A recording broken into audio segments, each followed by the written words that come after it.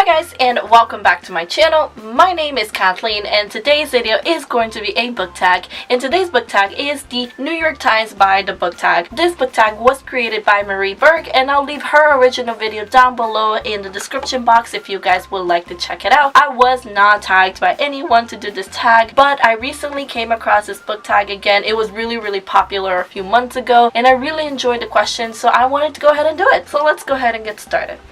Alright, so question number 1 is, what book is currently on your nightstand? So the book that is currently on my nightstand is the book that I'm currently reading, and it is Milk and Honey by Rupi Kaur. I think that's how you say it. I'm probably mispronouncing it really badly, but I bought this book recently, and this book has been getting a lot of praise on BookTube. It is a poetry book, and I've been really enjoying it. I'm about a third of the way in, but I'm really liking it, and I'm currently going through a book slump, so this book is kind of helping me get out of that book slump. And then question number 2 is, what is the last truly great book that you read? And the last truly great book that I read, this book really stuck with me even to today. I think about it, and it is A Monster Call by Patrick Ness. I really liked this book. It was so heartbreaking, and it was so beautifully written, and it was so sad. It's been a long time since I really ugly cried over a book, and this book definitely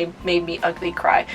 Question number 3 is, if you could meet any writer, dead or alive, who would it be and what would you want to know? The author that I would really love to meet would be Marcus Zusak, who wrote The Book Thief. And in case you're new to my channel, The Book Thief is my favorite book of all time. The reason why I want to meet him is because I want to beg him to write another book. I read that he's currently writing a book, but that update was from like years ago, so I would love to meet him just to beg him to write another book, because The Book Thief was so good.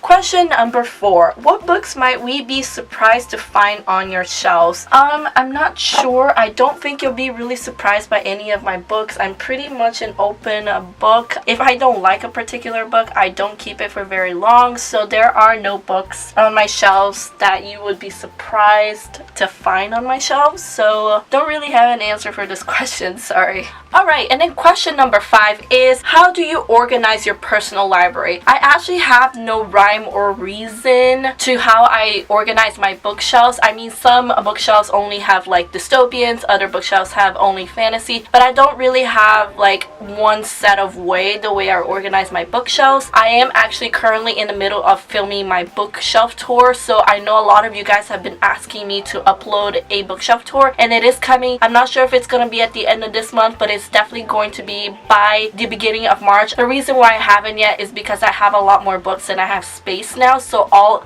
like on the bottom portions, the portions that you guys don't see, there's books stacked on top of books, and it looks really disorganized and ugly. I am actually this weekend going with my mom to buy a new bookcase from IKEA. Once I get that all organized, my bookshelf tour will be up and it will be all pretty and organized, and I cannot wait. But I honestly don't have any rhyme or reason to how I organize my bookshelves. I just do it how I like and how I personally feel looks pretty. And then question number 6 is, what book have you always meant to read but haven't gotten around to yet? Anything you feel embarrassed to never have read? I answered this question so many times. You guys know about the Mortal Instruments series. I've always said I'm going to read it, and I keep putting it off, and I haven't yet. The Percy Jackson series, also another book series that I've had forever, and I always keep saying I'm going to read, but I haven't yet. But one that I honestly feel embarrassed to never have read is the Jane Austen books. I personally really want to read the Jane Austen books, but I haven't yet, and I honestly feel embarrassed that I haven't yet.